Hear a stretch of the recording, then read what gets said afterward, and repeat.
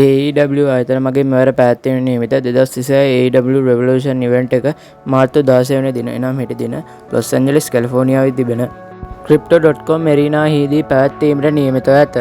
මෙරට වේලාවෙන් උදේ 6:30ට මෙම ඉවෙන්ට් එක ආරම්භ වන අතර සැටලයිට් පහසුකම් ඇති ඔයාලට මෙය යුරෝස්පෝර්ට් නාලිකාව මගින් මේ සජීවීව නැරඹිය හැක. අපි දැන් බලමු මෙම ඉවෙන්ට් එකට නම් වී තිබෙන තරඟ මොනවද කියලා. AEW Revolution Zero හව තුළදී AEW නැෂනල් ශූරතාව වෙනුවෙන් 21 දිනකින් සම්බන්ධිත බ්ලැක් ජැක් බැටල් රොයල් තරගයකුන් නම් කර තිබෙනවා. ඒ වත්මන් AEW නැෂනල් ශූරයා වන රිකොෂෙට් සමගය ස්වර්ට් ස්ට්‍රික්ලන්ඩ් සහ බ්‍රෝඩි කින් අතර තරගයක් නම් කර තිබෙනවා. මෙම තරගය මෙම ඉවෙන්ට් එකට නම් වීමට හේතුව වන්නේ බ්‍රෝඩි කින් ස්වර්ට් ස්ට්‍රික්ලන්ඩ් අභියෝග කරන ඔහුත් සමග AEW Revolution තුළදී තරග කිරීමට පැමිණෙන්න කියලා. ටෝනි ස්ටෝම් සහ මරීනා ෂෆීට් අතරත් තරගයක් නම් වී තිබෙනවා. මෙම තරගය නම් වී තිබෙන්නේ Everyone Banned from Ringside කියලා. මෙම තරගය මෙම ඉවෙන්ට් එකට නම් වීමට හේතුව වන්නේ ටෝනි ස්ටෝම් මරීනා ෂෆීට්ට අභියෝග කරන අයත් සමග AEW Revolution තුළදී තරග කිරීමට පැමිණෙන්න කියලා. AEW World Trios ශූරතාව වෙනුවෙන් තරගයක් නම් කර තිබෙනවා. ඒ වත්මන් ශූරයන් වන මාක් ඩේවිස්, කසුචිකා ඔකාඩා, කයල් ෆ්ලෙචර් සහ මිස්ටිකෝ ජෙට් ස්පීඩ් අතරය.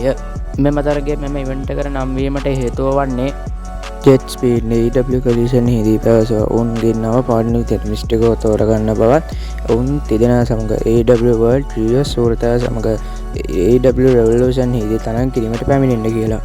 AEW කොන්ටිනෙන්ටල් ශූරතාව වෙනුවෙන් තරගයක් නම් වී තිබෙන ඒ වත්මන් ශූරයා වන ජන් මක්ස්ලීට එරෙහිව කනුස්කේ තෙකෙස්ටා අතරය. මෙම තරගය නම් වී තිබෙන්නේ No Time Limit ලෙසයි.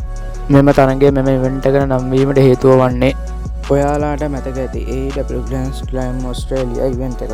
එම ඉවෙන්ට් එකේදී AEW කොන්ටිනෙන්ටල් ශූරතාව වෙනුවෙන් කනුස්කේ තෙකෙස්ටා සහ වත්මන් කොන්ටිනෙන්ටල් ශූර වන ජන් මාක්ස්ලී අතර තරගයක් නම් වී තිබුණා.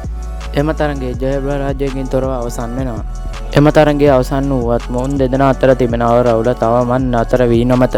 එම අවරවුල පදනම් කොටගෙන තමා මෙම තරගය මෙම ඉවෙන්ට් එකට නම් වූයේ.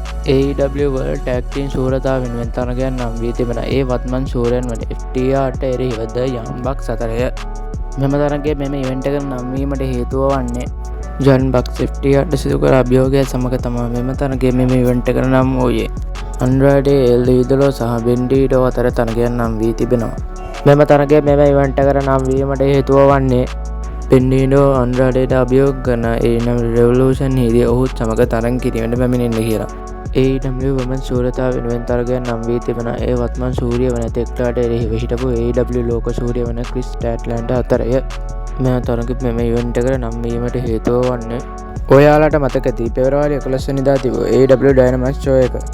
එහිදී තිබූ ක්‍රිස් ටැට්ලන්ඩ් සහ ටෙක්ලා අතර තිබූ ස්ට්‍රැප් මැච් තරගය. එහිදී තියුණු තරගයකින් අනතුරුව ක්‍රිස් ටැට්ලන්ඩ් පරදුවෙන් නව AEW Women's ශූරිය වීමට තෙක්ලාට හැකි වුණා. එම තරගයේ අවසන් වූවත් මොවුන් අතර තිබෙන ආරවුල තවමත් නතර වී නොමැත. මෙම දෙදෙනාගේ ආරවුල පදනම් කොටගෙන තමා මෙම තරගය මෙම ඉවෙන්ට් එකට නම් වූයේ. AEW ලෝක ශූරතාව වෙනුවෙන් තරගයක් නම් වී තිබෙන ඒ වත්මන් ශූරයා වන MJFට එරෙහිව අයර්න්මෑන් ඇඩම් පේජ් අතරය. මෙම තරගය මෙම ඉවෙන්ට් එකට නම් වීමට හේතුව වන්නේ ඔයාලාට මතක ඇති පෙබරවාරි 26 වෙනිදා තිබූ AEW Dynamite show එක. ඉන්පසු ඇඩම් පේජ් සහ MJF මුහුණට මුහුණ හමු වුණා. පසුව මෙම තරගය ටෙක්සස් ටෙඩ් මැච් එකක් වශයෙන් නම් කරන අතර MJF ප්‍රතික්ෂේප කරා. පසුව මේ AEW ප්‍රෙසිඩන්ට් වන ටෝනි කාන් විසින් නිල වශයෙන් මේ ටෙක්සස් ටෙඩ් මැච් එකක් වශයෙන් නම් කරා. මේ ආකාරයට තමයි මෙම තරගය මෙම ඉවෙන්ට් එකට නම් වූයේ. අද වීඩියෝ එක මෙතනින් වෙනවා. මේ වගේ වීඩියෝ සමදාම් බලන්න දැම්ම මගේ channel එක subscribe කරන්න. ඉතින් තවත් දවසක මේ වගේ වීඩියෝ එකකින් ළඟදීම හැමෝටම ජය වේවා.